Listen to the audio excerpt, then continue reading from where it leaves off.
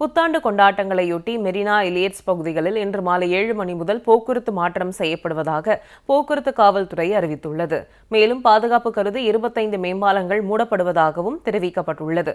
இதுகுறித்து சென்னை பெருநகர காவல்துறையின் போக்குவரத்து பிரிவு வெளியிட்டுள்ள செய்திக்குறிப்பில், மெரினா கடற்கரை உட்புற சாலையில் உள்ள அனைத்து வழிகளும் இன்று இரவு 7 மணி முதல் வாகனங்கள் தடை செய்யப்படும் என தெரிவிக்கப்பட்டுள்ளது. காமராஜர் சாலையில் காந்தி சிலை முதல் போர் நினைவு சின்னம் வரையில் புதன்கிழமை இன்று இரவு 8 மணி முதல் நாளை அதிகாலை 6 மணி வரை வாகனங்கள் செல்ல அனுமதிக்கப்பட மாட்டாது என தெரிவிக்கப்பட்டுள்ளது. காமராஜர் சாலையில் இணையும் லாய்ட் சாலை, பெசன்ட் சாலை, அயோத்தி நகர், சுங்குவார் தெரு, பாரதி சாலை, வாலாஜா சாலை, சுவாமி சிவானந்தா சாலை ஆகிய சந்திப்புகளில் சாலை தடுப்புகள் கொண்டு வாகனங்கள் நுழையாதவாறு தடுக்கப்படும்.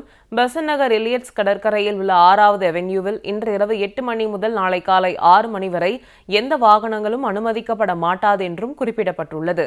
அண்ணா மேம்பாலம், உஸ்மான் சாலை மேம்பாலம், அடையாறு, வேளச்சேரி மேம்பாலங்கள், சென்னை விமான நிலைய மேம்பாலம், கோயம்பேடு 100 அடி சாலை மேம்பாலம் உட்பட சென்னையில் உள்ள 25 மேம்பாலங்கள் மூடப்படுவதாக அறிவிக்கப்பட்டுள்ளது.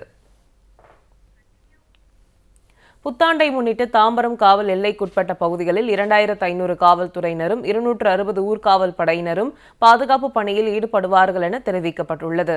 36 சாலை பாதுகாப்பு குழுக்கள் மற்றும் 60 வாகன சோதனை குழுக்கள் அமைக்கப்பட்டுள்ளதாகவும் தாம்பரம் காவல்துறை தெரிவித்துள்ளது.